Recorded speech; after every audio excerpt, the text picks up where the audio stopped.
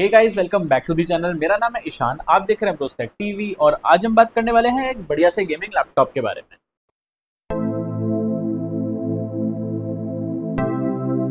Cell आने के almost एक महीना पहले से हम लोग काफी सारे गेमिंग लैपटॉप्स के ऊपर रिसर्च कर रहे थे और हमारा जो बजट था वो वैसे तो 90,000 रुपीज के आसपास का था। हमें उस प्राइस सेगमेंट में कोई गेमिंग लैपटॉप चाहिए था, तो उसके लिए हमने कुछ स्पेसिफिकेशंस फाइनलाइज करे थे।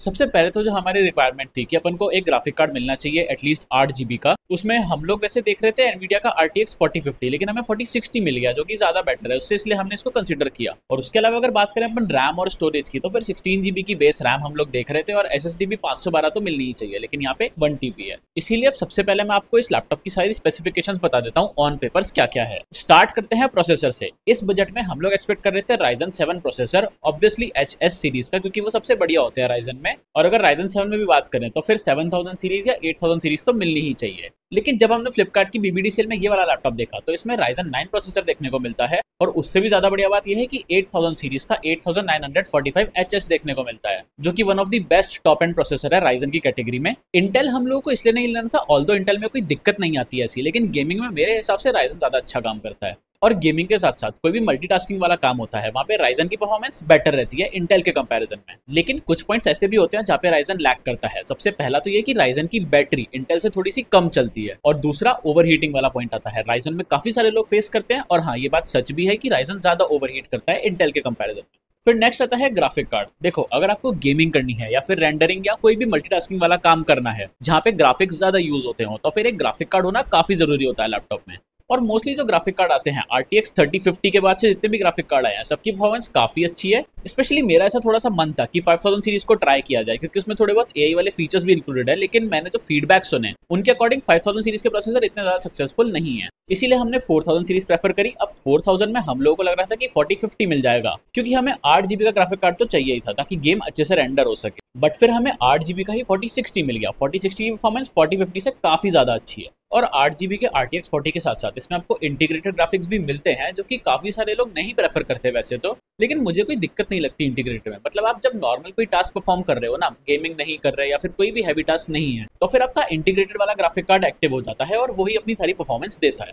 इससे फायदा ये होता है कि जो एक्सटर्नल वाला ग्राफिक कार्ड है एनवीडिया वाला, उस पर ज्यादा लोड भी नहीं आएगा और लैपटॉप हीट भी कम करेगा।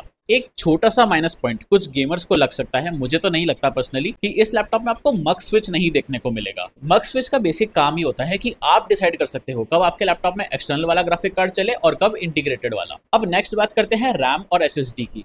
इसमें आपको 16 GB की DDR5 रैम देखने को मिलेगी। DDR5 मतलब स्पीड अच्छी होगी उसकी। नॉर्मली आप जब भी कोई लैपटॉप लेने जाओ, स्पेशली अगर आपका बजट 50,000 से ऊपर का है, तो आज के टाइम पे आपको ये नोट करना है कि उसमें DDR5 एटलीस्ट देखने को मिले। DDR4 वाला मत लेना, DDR4 काफी पुराना हो चुका है, इसीलिए वो थोड़ा स्लो एक्ट करता है रीड राइट में भी, और नॉर्मली लैपटॉप बूट करते हैं ना अपन, उसमें भी वो स्लो हो जाता है। और अगर बात करें SSD की, तो यहाँ पे आपको 1 TB की SSD देखने को मिल रही है, जो कि काफी कम लैपटॉप में आती है इस प्राइस सेगमेंट में। मोस्टली लैपटॉप 512 GB के साथ आते हैं और 512 कम पड़ती है अगर आप गेमिंग के लिए ले रहे हो, क्योंकि अगर मान लो मैंने GTA 5 जैसा कोई गेम डाउनलोड कर लिया जो कि खुद ही 200 GB का है, तो फिर 512 GB का लैपटॉप उसे नहीं चला सकता। नेक्स्ट बात करते हैं कीबोर्ड और ट्रैकपैड की। बेसिकली गेमिंग लैपटॉप में कीबोर्ड ज्यादा इंपॉर्टेंट होता है, ट्रैकपैड तो फिर भी थोड़ा सा सेकेंडरी हो जाता है, क्योंकि आप एक्सटर्नल माउस यूज करोगे ही करोगे। लेकिन फिर भी अगर देखा जाए तो ट्रैकपैड काफी अच्छा है इसका, क्योंकि एक तो साइज काफी बड़ा है ट्रैकपैड का, तो फिर आप काफी कंफर्टेबली यूज कर सकते हो और स्मूथ भी है ट्रैकपैड। और सारे विंडोज के प्रिसीजन ड्राइवर वाले आपको जेस्चर्स तो देखने को मिलेंगे ही। उसी के साथ में अगर बात करें कीबोर्ड की, तो कीबोर्ड का की ट्रैवल मुझे काफी स्मूथ लगा और उसका जो फॉन्ट है ना, वो फॉन्ट भी काफी बढ़िया है। विक्टस वाला फॉन्ट यूज किया है यहाँ पे, जो विक्टस के लोगो में भी यूज होता है, वही सेम फॉन्ट यहाँ पे कीबोर्ड पे भी है। और ये एक बैकलिट कीबोर्ड है, तो अगर थोड़ा सा लो लाइट वाला एनवायरमेंट होगा वहां पे भी आपको यूज करने में दिक्कत नहीं आएगी।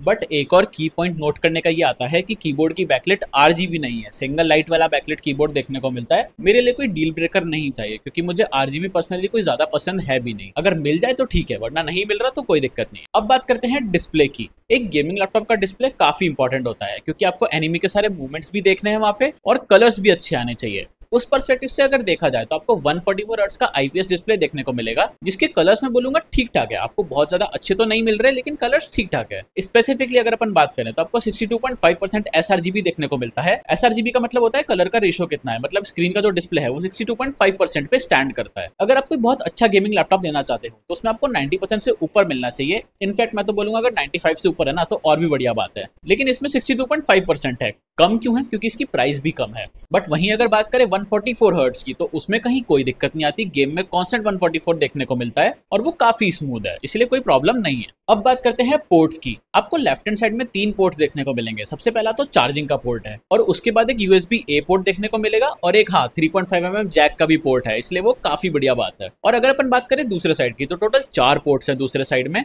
एक है HDMI पोर्ट, एक है Type-C पोर्ट, एक और USB A पोर्ट और एक ईथरनेट का पोर्ट भी देखने को मिलता है गेमिंग में अच्छी परफॉर्मेंस के लिए। अब नेक्स्ट बात करते हैं एक और लैपटॉप के बारे में, काफी इंपॉर्टेंट पार्ट के बारे में। वो आता है बैटरी और चार्जिंग। थोड़ा सा यहाँ पे हो सकता है आपको डिसअपॉइंटमेंट हो, डिसअपॉइंटमेंट भी नहीं पर मैं बोलूंगा थोड़ा सा आपको कॉम्प्रोमाइज करना पड़ सकता है, क्योंकि 70 वॉट आवर्स की बैटरी देखने को मिलती है आपको। नॉर्मली इस प्राइस सेगमेंट में आपको 90 वॉट आवर्स मिलनी चाहिए, लेकिन फिर वही बात आ जाती है ना कि आपको जिस प्राइस पे ये मिल रहा है और बाकी जो स्पेसिफिकेशंस है उसके हिसाब से 70 वॉट आवर्स पे काम चलाना बनता है। और अगर अपन बात करें चार्जिंग की, तो यहाँ पे आपको जो चार्जर देखने को मिलता है लैपटॉप के साथ में, वो 120 वॉट्स का चार्जर है, इसीलिए लैपटॉप काफी तेज चार्ज होता है। और क्योंकि ये एक गेमिंग लैपटॉप है और चार्जर भी काफी फास्ट है, इसलिए मुझे लगा कि 70 वॉट आवर्स की अगर अपन बैटरी लेते हैं और बैटरी जल्दी खत्म भी होती है तो अभी कोई दिक्कत वाली बात नहीं है, मैं चार्जिंग भी लगा के गेम खेल लूंगा। अब अगर अपन बात करें इसके फैंस के बारे में, तो अभी तक मैंने जितना यूज करा ना, देखो मैंने बहुत ज्यादा हैवी टास्क अभी तक नहीं करे, क्योंकि अभी इसको आए पे 2 दिन ही हुए हैं और इस यूजेज के हिसाब से मुझे फैंस की आवाज बहुत ज्यादा लाउड नहीं लगी। मैंने गेम खेल के देखा था वैलोरेंट, लेकिन थोड़ा सा ही खेला था, इसलिए मैं फैन की आवाज से इरिटेट नहीं हुआ अभी तक तो। और अगर आपको कंट्रोल करना भी है तो फिर आपको HP के हेल्प सेंटर में ऑप्शन देखने को मिल जाएगा, जहाँ पे आप सेट कर सकते हो फैन की स्पीड कौन सी रखनी है।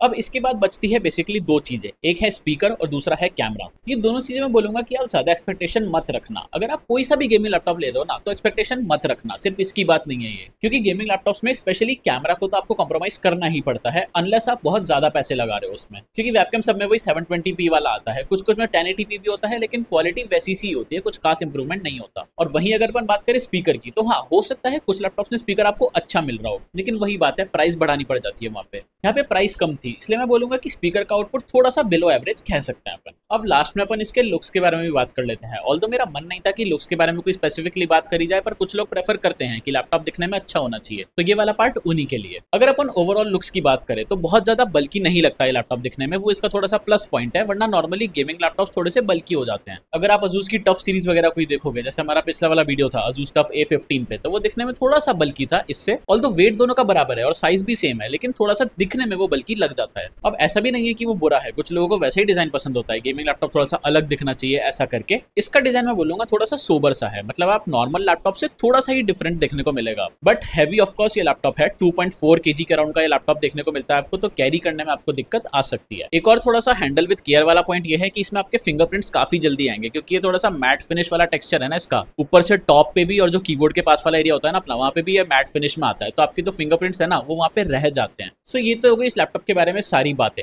अब अगर अपन लास्ट में बात करें कि इसकी प्राइसिंग और कंक्लूजन के बारे में, तो BBD सेल में हम लोगों को ये HP Victus लैपटॉप 87,000 रुपीज का पड़ा था, कार्ड डिस्काउंट्स मिला के। वैसे इसकी प्राइस 98-99,000 रुपीज के अराउंड रहती है, और उस प्राइस सेगमेंट में मैं बोलूंगा कि ये काफी अच्छी डील है, क्योंकि आपको Ryzen 9 प्रोसेसर देखने को मिल रहा है, 8900 सीरीज का HS वाला प्रोसेसर, साथ ही में आपको RTX 4060 देखने को मिलता है, 8GB का 144 हर्ट्ज का डिस्प्ले देखने को मिलता है, 16GB की DDR5 रैम देखने को मिलती है। ये सारे काफी टॉप एंड वाले ग्राफिक्स हैं। और हाँ, अगर अपन कुछ बात करें नेगेटिव्स की, इन शॉर्ट तो आपको डिस्प्ले और बैटरी के अलावा और कोई ऐसे नेगेटिव नहीं देखने को मिलते। वेबकैम और स्पीकर है वो काफी सारे लैपटॉप्स में होते हैं, इसलिए उनको मैं इंक्लूड नहीं कर रहा। So at the price of 87,000 rupees मैं आपको डेफिनेटली ये लैपटॉप रिकमेंड करूंगा। अगर आपको 87 या 90 या 92 तक में भी ये लैपटॉप मिलता है ना, तो फिर आप इसको ले सकते हो, क्योंकि ये आपको डिसअपॉइंट नहीं करेगा, परफॉर्मेंस रिलेटेड भी और नॉर्मल यूजेज में भी डिसअपॉइंट नहीं करेगा, क्योंकि लुक्स भी अच्छे हैं तो कैरी भी कर सकते हो वेट को छोड़ के। एक और की पॉइंट ये है कि इसका हिंज भी मुझे काफी स्टर्डी लगा, मतलब आप एक हाथ से लैपटॉप को ओपन कर सकते हो, एक तो जैसे मैकबुक में होता है वैसे। इसीलिए फाइनली मैं तो यही बोलूंगा कि 87 या 90,000 रुपीज में आपको ये लैपटॉप डेफिनेटली कंसीडर करना चाहिए, या फिर ऐसे स्पेसिफिकेशंस कहीं और मिल जाए तो वो भी कंसीडर करना चाहिए। बाकी आपके इसके बारे में क्या व्यूज है, या फिर और कोई गेमिंग लैपटॉप के बारे में आप क्या प्रेफर करते हो, कमेंट सेक्शन में जरूर बताना। और अगर वीडियो अच्छा लगा तो इसको लाइक कर देना,